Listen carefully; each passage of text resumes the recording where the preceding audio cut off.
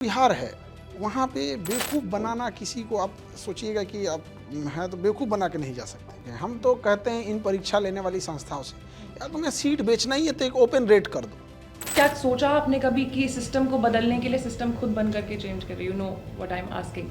तो सारे स्टूडेंट्स के सबसे चहीते टीचर खान सर इस वक्त आइडियाज ऑफ इंडिया के मंच पर है, एबीपी लाइव के मंच पर है। खान सर, बहुत बहुत स्वागत है आपका एबीपी लाइव धन्यवाद। में। सबसे पहले तो मैं ये बताना चाहूंगी कि स्टेज पे अब 2 बिहारी आ गए हैं, खूब फाड़ करके रखना है। चलिए ठीक है, आई लाइक इट। बिहार के जो लड़के होते हैं वो ऐसे ही होते हैं, थोड़ा लड़कियों के सामने शर्माते हैं। बस अपना अपना कल्चर होता है मैम। वो ये दिल्ली मुंबई और अपना बिहार, वो सब चीज़ें है। हम लोग का बिहार वाला, हम बिहार से खुश हैं।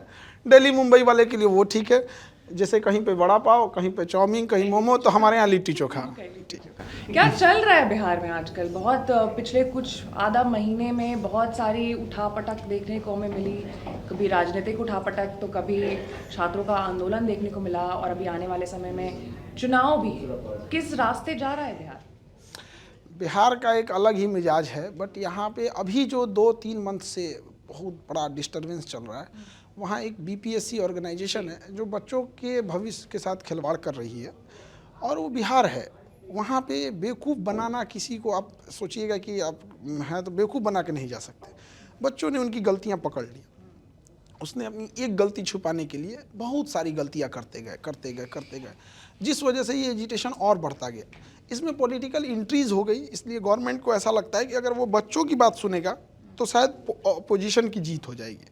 अब इन दोनों के बीच में हम लोग पिस जा रहे हैं। हम लोग अपोजिशन से बोले कि गवर्नमेंट से बोले।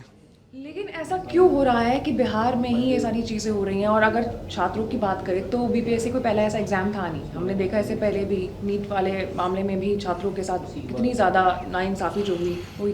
तो क्या ये सवाल आज के डेट पर पूछना सही है? आप मेंटर हैं, टीचर हैं, इसलिए मैं आपसे जान रही हूँ कि हमारे देश में एक भी एग्ज़ाम तरीके से कंडक्ट नहीं कराया जा पा रहा है। बहुत मुश्किल है कि कोई शायद कोई कंडक्ट हो रहा है। आपने पूछा कि केवल बिहार में क्यों हो रहा है, ऐसा नहीं है।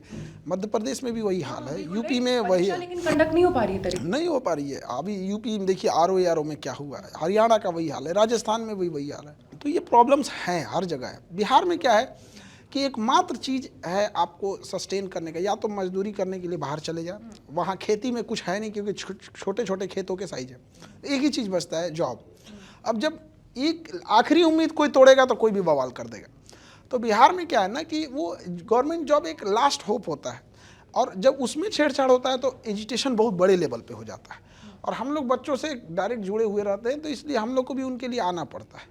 अब इसका कई लोग पॉलिटिकल एंगल देख लेते हैं। हमारी लड़ाई बीपीएससी से है, वैसे संस्थाओं से है जो बच्चों के भविष्य को खराब कर रही है। गवर्नमेंट से हम लोग ये कहते हैं कि आप हमारा साथ दो, क्योंकि हम इन गधों से नहीं लड़ पाएंगे। बट गवर्नमेंट हम ही लोग से पूछती है कि भाई आप लोग क्यों बोल रहे हो, तो भाई बोलेगा कौन?